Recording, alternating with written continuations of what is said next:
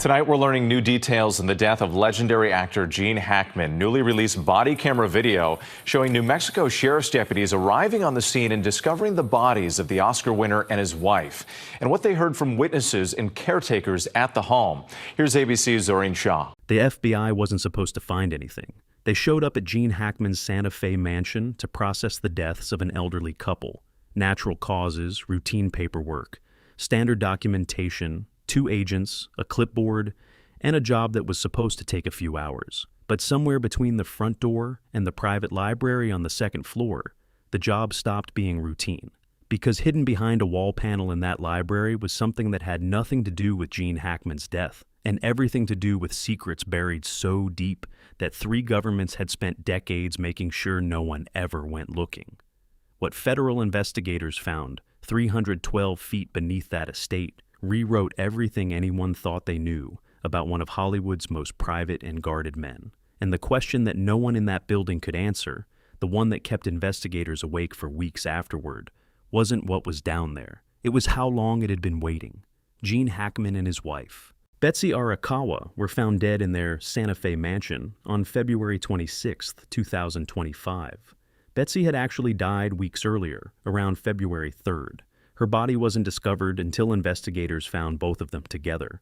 Gene's cause of death was listed as cardiovascular disease complicated by Alzheimer's. On paper, it was a tragedy. An elderly couple, natural causes, a quiet ending to a remarkable life. But the circumstances surrounding that discovery, that's where things stop making sense. And to understand why, you need to understand what kind of place this was. Because this wasn't a celebrity home. It was a fortress.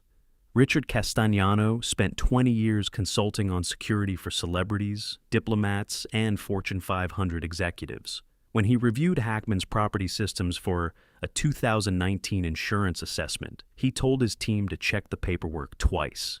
He thought there had been a mistake. "I've worked on embassies," Castagnano said. "I've consulted for defense contractors. This estate had infrastructure that would make some of them jealous. 23 acres of dense forest, 12-foot stone walls around the entire perimeter, reinforced steel gates, motion sensors, thermal cameras, the kind of surveillance grid you would expect around a government facility, not a retired actor's home in the New Mexico desert. Staff were hand-picked, vetted, and bound by ironclad non-disclosure agreements. Anyone who worked on that property was forbidden from speaking about what they saw, what they heard, or what they were asked to build. But here's the thing. That level of security wasn't what raised red flags. What raised red flags was what former contractors remember about the construction requests.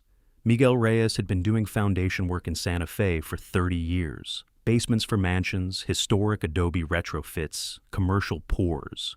When he got the call about the Hackman property in the early 2000s, he thought it would be routine. It wasn't. They wanted concrete walls 18 inches. Thick in certain sections of the basement, Reyes said. His voice dropped when he said it. "That's bunker-level construction." He asked what it was for. They said storage. He paused. "But you don't build storage like you're expecting a bomb." Reyes was paid triple his normal rate. He signed a non-disclosure agreement prohibiting him from discussing the work for 20 years. That NDA expired in 2024, 1 year before Hackman's death. And here's the catch. When investigators finally asked Reyes to describe the full scope of what he had been hired to build, he couldn't, because he had only worked on one section. There were other contractors, specialists who handled the deeper levels that Reyes was told never existed. If you are watching this and you're not subscribed yet, do it now. Because what investigators found when they finally went looking changes everything. Dr. Patricia Okonkwo had spent 22 years photographing the worst things human beings do to each other. Cartel executions, mass graves, crime scenes that gave veteran agents nightmares for years.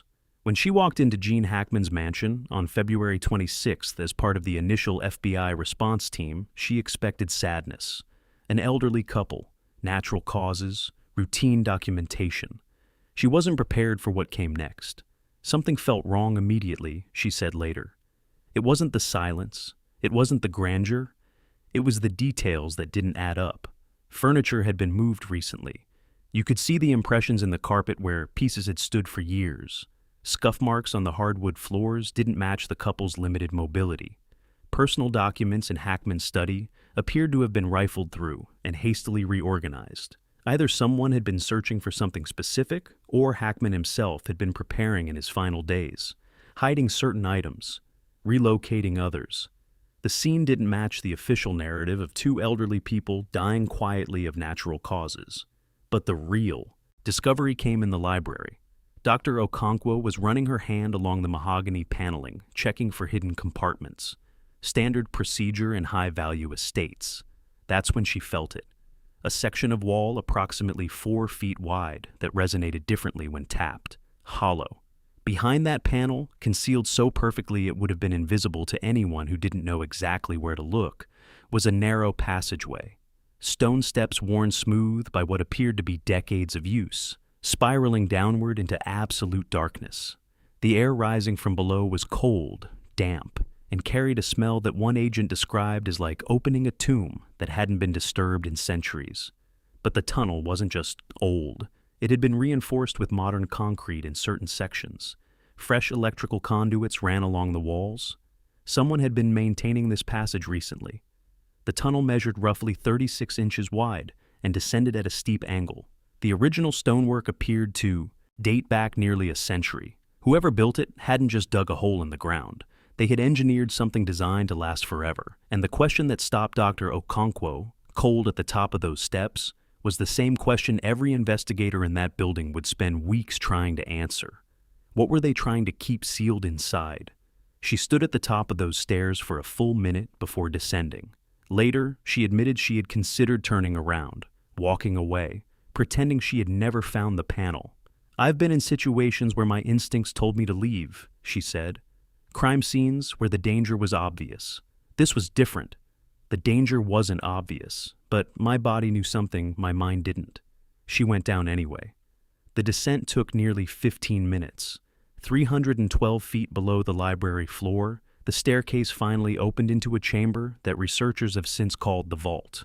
The room measured approximately 40 feet by 60 feet, with ceilings arched in a style that local historian Dr. Elena Vasquez identified as consistent with Spanish colonial architecture from the late 1800s. Dr. Vasquez had been researching the property's history for years before Hackman's death, and what she had found kept her up at night. The property changed hands 7 times between 1920 and 1965. Each transaction was deliberately structured to obscure the buyer's identity. Shell companies, anonymous trusts, deliberately vague documentation. "That's not normal real estate activity," she said, leaning forward. "That's the kind of paper trail you create when you're hiding something important. Or someone." And here's what else her research turned up. Between 1945 and 1950, 3 separate property surveys of the land had been commissioned. All 3 surveyors submitted incomplete reports. 2 of them left New Mexico within months of beginning their work. The third died in a car accident 6 weeks after his final visit to the property. The chamber itself was filled with artifacts that tell a story nobody wants to hear. Stacks of wooden crates lined the walls, 47 in total, according to the initial inventory. Some were intact, others had crumbled with age, their contents spilling across the stone floor. Dust covered everything, the kind of dust that takes decades to accumulate. But in certain spots near the crates, the dust had been disturbed. Recently, someone had been down there, and it wasn't the FBI. Inside one crate, agents found a leather-bound ledger dated 1947, every page filled with names, dates, and financial figures, all of it written in German. Another crate contained photographs, 63 images, fragile and yellowed. Men in military uniforms that didn't match any recognized armed forces from any known nation. Some photos showed meetings in dimly lit rooms. Others captured locations that researchers still haven't been able to identify. Several depicted individuals whose names had been deliberately scratched out, erased from history with surgical precision. But here's what really shook the investigators. One photograph showed a group of men standing in front of what appeared to be the very entrance to this tunnel, taken sometime in the 1940s based on clothing and image quality. 2 of the faces had been carefully cut out of the photograph. Someone didn't want those men identified, ever. The crates were disturbing, the photographs were worse. But when Dr. Okonkwo's flashlight swept across the far wall of the chamber, she dropped her camera. The walls were covered in markings, hundreds of them, and they didn't match any known language or writing system on Earth. She photographed over 300 individual symbols during the initial documentation. Her hands were shaking by the end. In 22 years, she had never had that reaction to evidence before. I couldn't look at them for more than 30 seconds at a time, she admitted. There was something about the way they were carved. The precision, the intent behind them. I've seen things that would break most people, but those symbols made me feel like I was looking at something I wasn't supposed to see. Nobody spoke for a while after that. Some symbols resembled ancient alchemical signs used in medieval Europe. Others looked like technical schematics, blueprints for mechanisms that appeared far too advanced for the era in which they were supposedly created. But a few of them matched astronomical charts. Dr. Marcus Webb, an astrophysicist who later examined the photographs, spent 3 weeks analyzing them. If these charts represent real stellar positions, he said carefully, they would correspond to a date approximately 12,000 years in the past. He paused. Or, potentially, and this is where it gets deeply unsettling, 12,000 years in the future. The mathematical precision is remarkable. Whoever created these wasn't guessing. They understood orbital mechanics at a level that would have been impossible in the 1800s. Some investigators believe the markings are the eccentricities of a previous owner, an amateur occultist with too much time and money. Others suggest they're coded messages designed to be deciphered only by those possessing the right key. And then there's the third theory, the one that keeps researchers awake at 3 in the morning. Some believe these symbols represent knowledge that was never supposed to be discovered. Information passed down through generations of secret keepers who understood something about our world that the rest of us were never meant to know.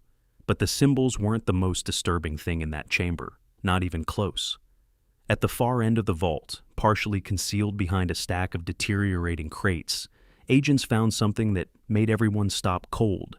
An iron door, 8 feet tall, 4 inches thick, its surface covered in rust and grime, clearly untouched for decades.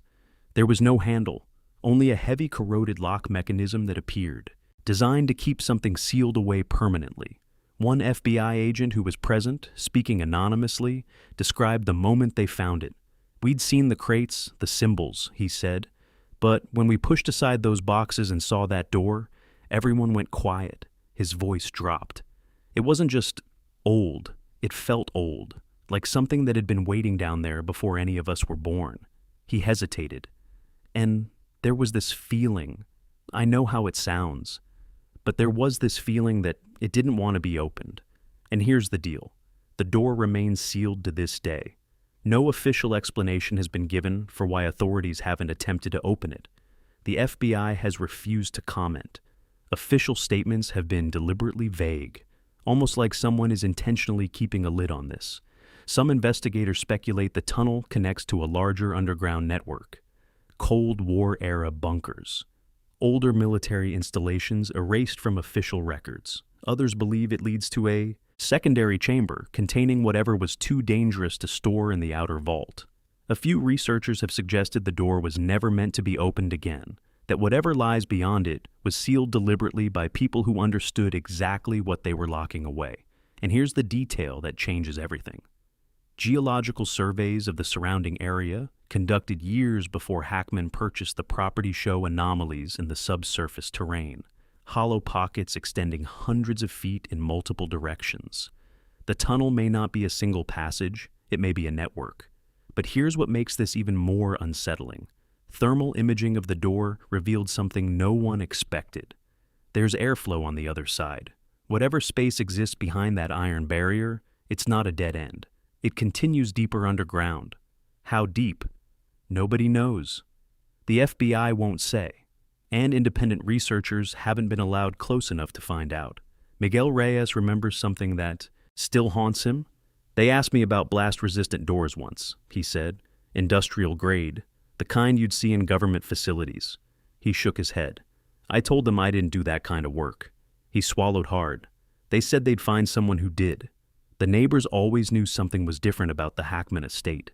Maria Sandoval lived on a neighboring property for 15 years. She remembers one night in particular, around 2017. It was 2 in the morning. Her dog was barking at something. She went outside and heard what she described as heavy machinery, but muffled, coming from underground. It lasted about 20 minutes and then stopped. She told her husband the next morning. He thought she was imagining things. Her voice hardened when she talked about it. But I know what I heard. Something was happening under that estate. Other neighbors reported similar experiences over the years. Strange vibrations, trucks arriving in the middle of the night with no explanation. Power, fluctuations that seemed to originate from the Hackman property. One neighbor said they saw Gene Hackman himself outside at 3 in the morning on multiple occasions in his final years, standing perfectly still, staring at a specific spot on his property, the same spot where investigators later discovered the tunnel entrance. And get this, former staff members who left the property seem to have vanished from public life entirely. Workers from decades past who simply cannot be located. Local researchers who began investigating the property's history and then stopped responding to inquiries.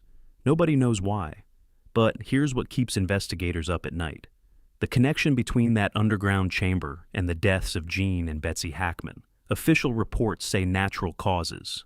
The medical examiner confirmed cardiovascular disease with Alzheimer's as a contributing factor. But the timing is impossible to ignore. Betsy died around February 3rd. Her body wasn't discovered for over 3 weeks. Gene died sometime later, alone in that mansion with his wife's body somewhere in the house.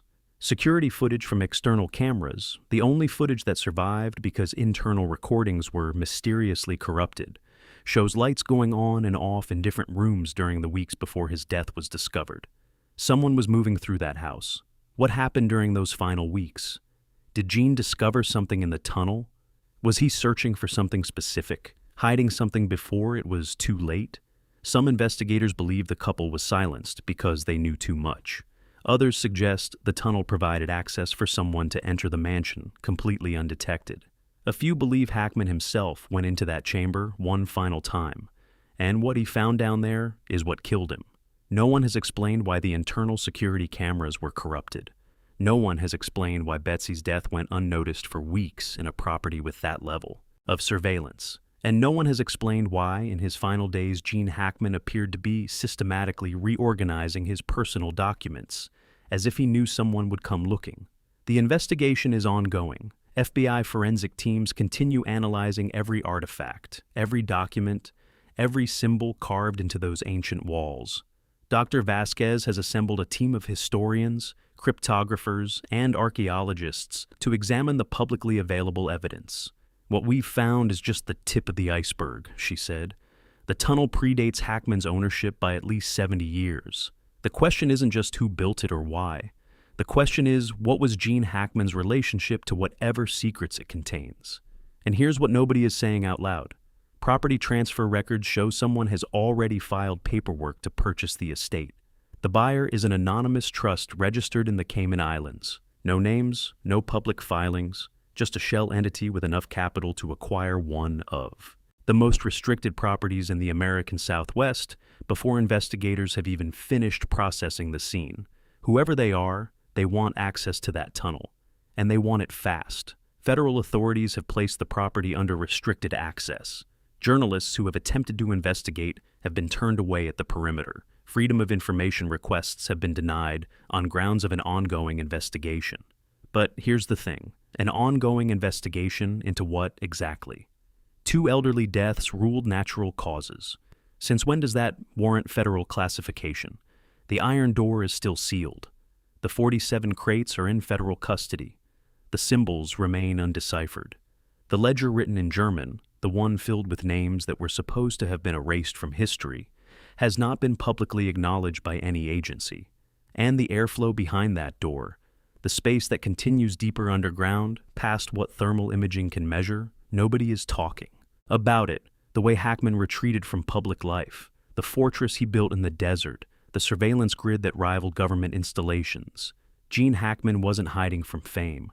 Investigative sources suggest he was guarding something buried long before he ever set foot on that property. Some researchers believe he didn't just stumble onto the tunnel when he bought the estate. They believe he purchased it, specifically because he knew what was beneath it, that he spent decades as its guardian, and that in his final days, alone in that mansion, he was making sure the wrong people would never get their hands on what was hidden 312 feet below his library floor. But here's what we still don't know. Who built the tunnel in the first place? Who wrote the German ledger in 1947? Whose faces were cut from those photographs?